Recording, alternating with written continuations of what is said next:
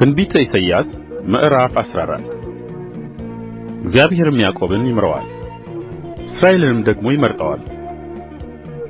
በአገራቸው ያኖራቸዋል፣ መጻተኛም ከእርሱ ጋር ይተባበራል፣ ከያዕቆብም ቤት ጋር ይጣበቃል። አሕዛብም ይዘው ወደ ስፍራቸው ያመጡአቸዋል። የእስራኤልም ቤት በእግዚአብሔር ምድር እንደ ሎሌዎችና እንደ ገረዶች አድርገው ይገዙአቸዋል። የማረኳቸውን ይማርካሉ፣ አስጨናቂዎችንም ይገዛሉ። በዚያም ቀን እንዲህ ይሆናል። እግዚአብሔር ከኀዘንህና ከመከራህ ከተገዛህለትም ከጽኑ ባርነት ያሳርፍሃል። ይህንም ምሳሌ በባቢሎን ንጉሥ ላይ ታነሳለህ፣ እንዲህም ትላለህ፣ አስጨናቂ እንዴት ዐረፈ? አስገባሪም እንዴት ጸጥ አለ?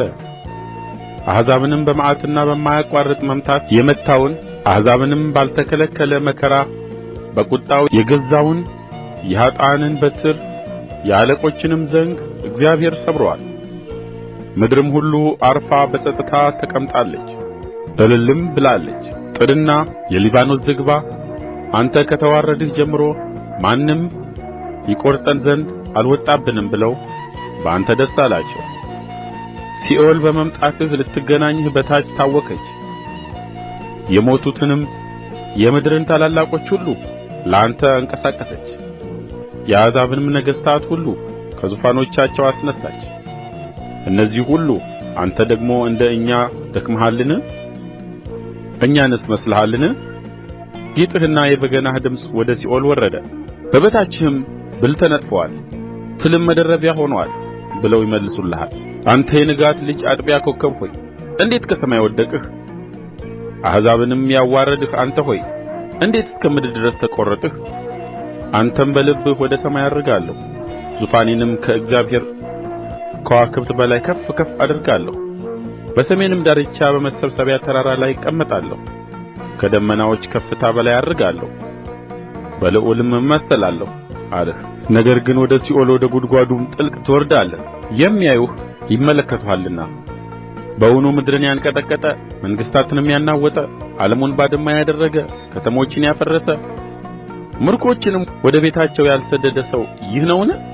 ብለው ያስተውሉሃል። የአሕዛብ ነገሥታት ሁሉ በየቤታቸው በክብር አንቀላፍተዋል። አንተ ግን እንደ ተጠላ ቅርንጫፍ ከመቃብርህ ተጥለሃል። በሰይፍም የተወጉት ተገድለውም ወደ ጕድጓድ ድንጋዮች የወረዱት ከድነውሃል። እንደ ተረገጠም ሬሳ ሆነሃል። ምድርህን አጥፍተሃልና ሕዝብህንም ገድለሃልና ከእነርሱ ጋር በመቃብር በአንድነት አትሆንም። የክፉዎች ዘር ለዘላለም የተጠራ አይሆንም። እንዳይነሡም ምድርንም እንዳይወርሱ የዓለሙንም ፊት በከተሞች እንዳይሞሉ ስለ አባቶቻቸው በደል ለልጆች ሞትን አዘጋጁላቸው። በእነርሱ ላይ አነሳለሁ ይላል የሠራዊት ጌታ እግዚአብሔር። ከባቢሎን ስምንና ቅሬታን ዘርንና ትውልድንም እቈርጣለሁ ይላል እግዚአብሔር። የጃርት መኖሪያ የውሃም ማቆሚያ አደርጋታለሁ፣ በጥፋትም መጥረጊያ አደርጋታለሁ ይላል የሠራዊት ጌታ እግዚአብሔር። የሠራዊት ጌታ እግዚአብሔር እንዲህ ብሎ ምሎአል። እንደ ተናገርሁ በእርግጥ ይሆናል፣ እንደ አሰብሁም እንዲሁ ይቆማል። አሦርን በምድሬ ላይ እሰብረዋለሁ፣ በተራራዬም ላይ እረግጠዋለሁ። ቀንበሩም ከእነርሱ ላይ ይነሣል፣ ሸክሙም ከጫንቃቸው ላይ ይወገዳል። በምድር ሁሉ ላይ እግዚአብሔር ያሰበው አሳብ ይህ ነው። በአሕዛብም ሁሉ ላይ የተዘረጋች እጅ ይህች ናት። የሠራዊት ጌታ እግዚአብሔር ይህን አስቦአል። የሚያስጥለውስ ማን ነው? እጁም ተዘርግታለች። የሚመልሳትስ ማን ነው? ንጉሡ አካዝ በሞተበት ዓመት ይህ ሸክም ሆነ። ፍልስጥኤም ሆይ ከእባቡ ሥር እፉኝት ይወጣልና ፍሬውም የሚበርርና እሳት የሚመስል እባብ ይሆናልና።